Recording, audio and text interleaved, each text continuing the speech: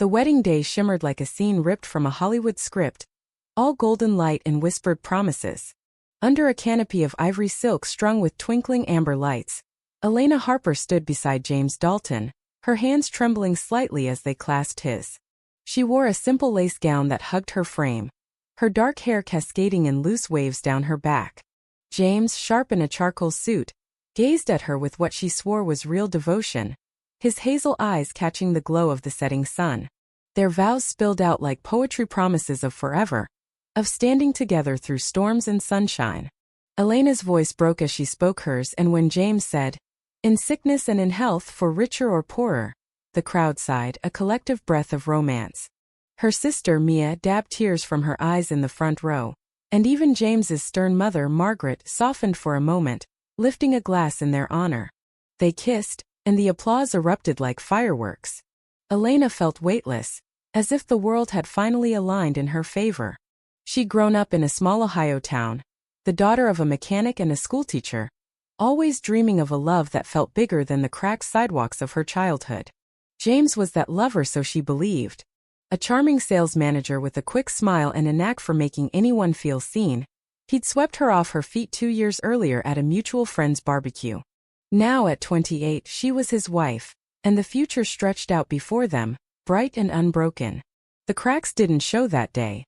No one saw them, not Elena, not the guests sipping champagne, not even Mia, who'd whispered, "He's the real deal, Elle," as they hugged after the ceremony. But beneath the fairy lights and the clinking glasses, something fragile had already begun to splinter. They moved into a modest 2-bedroom townhouse in Columbus a week later, a fixer-upper Elena adored for its quirks, the creaky hardwood floors, the chipped kitchen tiles she planned to replace someday. She spent hours decorating, hanging framed photos of their dating days. James laughing by Lake Erie, Elena kissing his cheek at a county fair. She painted the spare room a soft yellow, imagining it as a nursery one day. James had always said he wanted kids by 30. He'd promised, grinning as he'd spun her around their old apartment. "You'll be the best mom," he'd said, and she'd clung to that voyage. Tiny shoes by the door, a crib in the corner, lullabies at dusk. At first, life hummed along sweetly. Elena worked as a freelance graphic designer, her laptop perched on the dining table as she sketched logos for small businesses. James put in long hours at his sales job, chasing commissions he swore would set them up for life. They'd cook dinner together some nights, pasta with cheap red sauce, laughing over spilled garlic, and dance barefoot in the Levoying room to old jazz records. But slowly the rhythm shifted. James started staying late at the office, his excuses thin and repetitive. Big client meeting. Paperwork piled up. Elena didn't push. Love, she told herself, meant trust.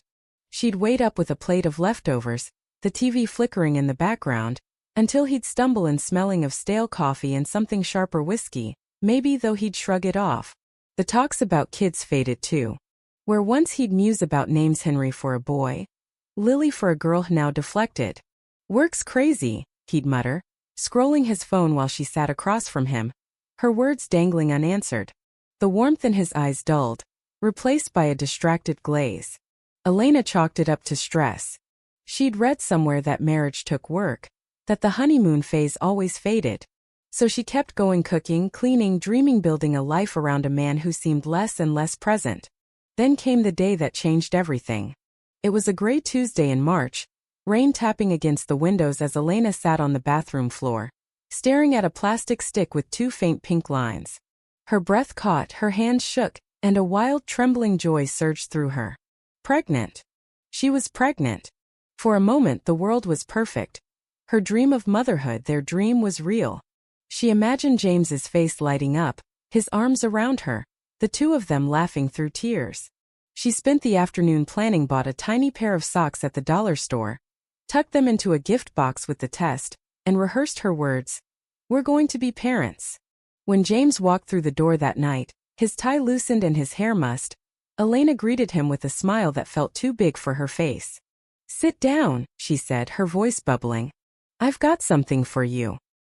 He raised an eyebrow, dropping his bag by the couch, and she handed him the box. He opened it, stared at the contents, the socks, the test, and froze. Then came the laugh, a dry, hollow sound that cut through her excitement like a blade. "You're kidding, right?" he said, his tone flat, almost mocking. Elena blinked, her smile faltering. I thought you'd be happy. We talked about this. Happy? He stood, pacing the small Levi-ing room, avoiding her gaze. You couldn't wait, could you? You had to go and ruin everything. The word hit her like a slap. Ruin. She clutched the edge of the couch, her voice trembling. This is our baby, James. We wanted this. He shook his head, his jaw tight. You wanted this. I never signed up for it now. He grabbed his jacket and slept on the couch that night, leaving Elena alone in their bed, staring at the ceiling as her joy curdled into confusion. The next morning, he was gone before she woke up. A plate of cold pancakes sat untouched on the counter where she'd left it for him. She tried to call, but his phone went straight to voicemail. Days turned into weeks, and the silence grew. He'd come home late, if at all, reeking of unfamiliar perfume, floral, expensive, nothing like the citrus body spray she wore. His phone buzzed with messages he'd tilt away from her. Names she didn't know flashing across the screen. Claire. Jess. Elena didn't want to be the paranoid wife, the one who snooped, but the evidence piled up like bricks around her heart. The man who'd vowed to stand by her was slipping away, and she couldn't understand why. One night, unable to sleep, she stood outside their bedroom door and heard his voice low and sharp through the crack. She thinks this baby changes everything, he said into his phone. She doesn't know I'm done. The words sliced through her, and when he caught her standing there, he didn't even flinch. Eavesdropping now? He snapped, brushing past her like she was a stranger. The confrontation came the next evening. She cornered him in the kitchen, her voice steady despite the tears burning her eyes. Are you seeing someone else? She asked. He scoffed, leaning against the counter. You think I want to be stuck with a crying kid and a nagging wife? You trapped me, Elena. Trapped. She pressed a hand to her stomach, instinctively shielding the life inside her.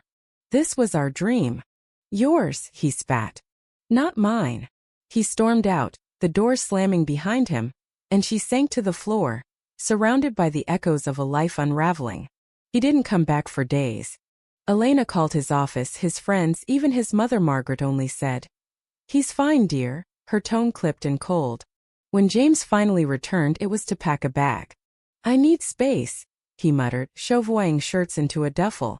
She followed him to the car, tears streaming down her face, begging him to stay.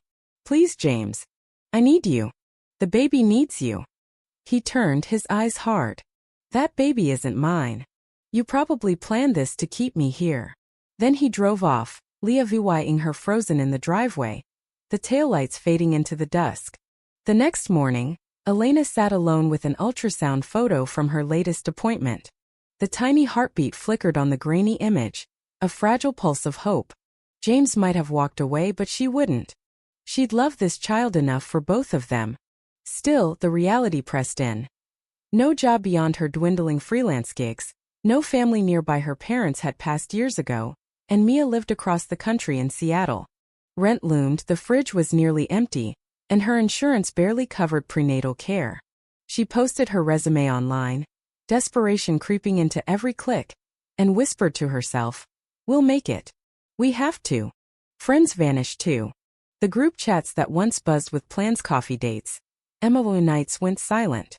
Her maid of honor, Sarah, sent a curt text. "Sorry about everything. I can't get involved." It wasn't about involvement, Elena thought bitterly. It was about showing up. But no one did. She realized her social circle had been James's orbit, not hers.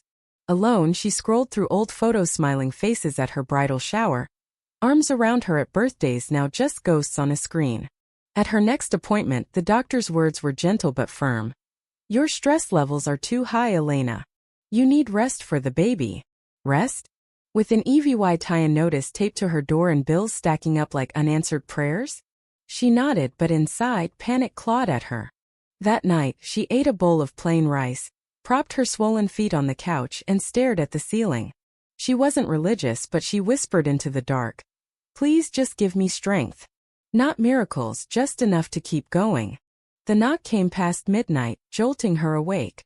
A man in a cheap suit handed her an envelope. "You've been served," he said, disappearing into the night. Inside were divorce papers and worse, James's claim that the child wasn't his, accusing her of fraud to extort him. The betrayal wasn't just personal anymore.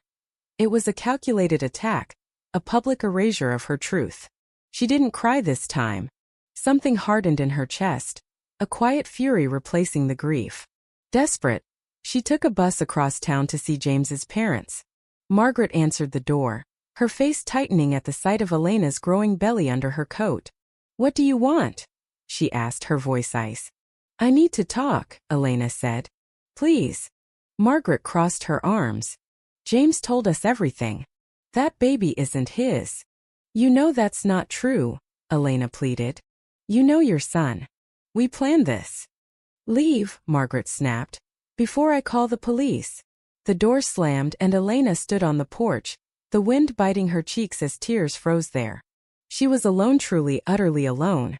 Back home she found a second-hand crib online, cheap and battered.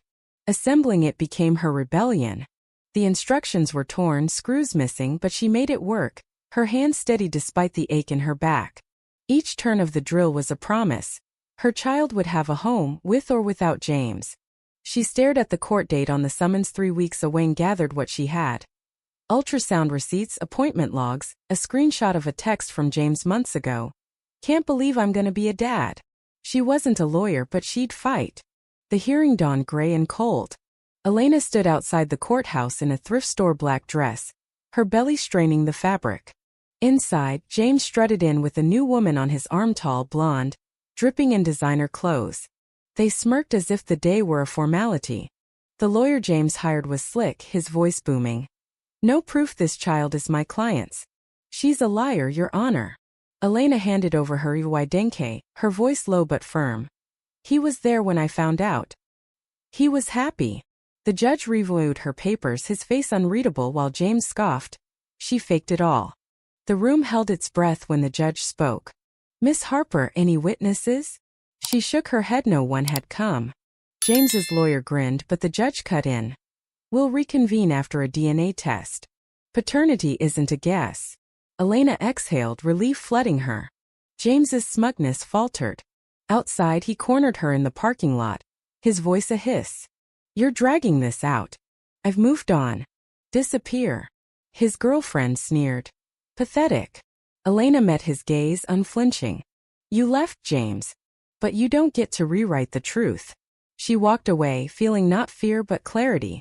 That night, she found an old letter in a box of keepsakes, James's handwriting, from before the pregnancy. "I can't wait to be a dad. You'll be an amazing mom." It was raw, real, a lifeline she hadn't known she had. Then, at the next hearing, a woman approached her, a stranger with sharp eyes and a leather folder. "I'm Denise," she said. "I know James. He did this to me too." She handed Elena a USB drive. "Emails, messages, proof. Use it." Over coffee, Denise shared her story. James's charm, his promises, his abandonment when she got pregnant. She'd lost her baby to stress, never fought back. "He's a pattern," Denise said. "You can stop him." The USB held gold, James admitting paternity in old messages, then plotting to dodge it. Elena's case grew teeth. She found more. An audio file from the day she told him, forgotten on her laptop. His voice joyful. "We're really doing this? I'm gonna be a dad." Laughter, baby names, plans. It was undeniable. She submitted it all. Denise evidence, the letter, the audio, her truth no longer a whisper but a roar. At the second hearing, the DNA confirmed it. James was the father. The audio played, his own words damning him. He shouted, "It's a setup." But the judge was unmoved. "This court finds the mother credible," he ruled. "The father acted in bad faith." Child support, legal fees, penalties. James's lies crumbled. Elena walked out not triumphant but free. Days later, James met her at a cafe, hollow-eyed. "I panicked," he said. "I didn't know how to be a father." She stood calm. "You didn't just lie. You tried to erase us.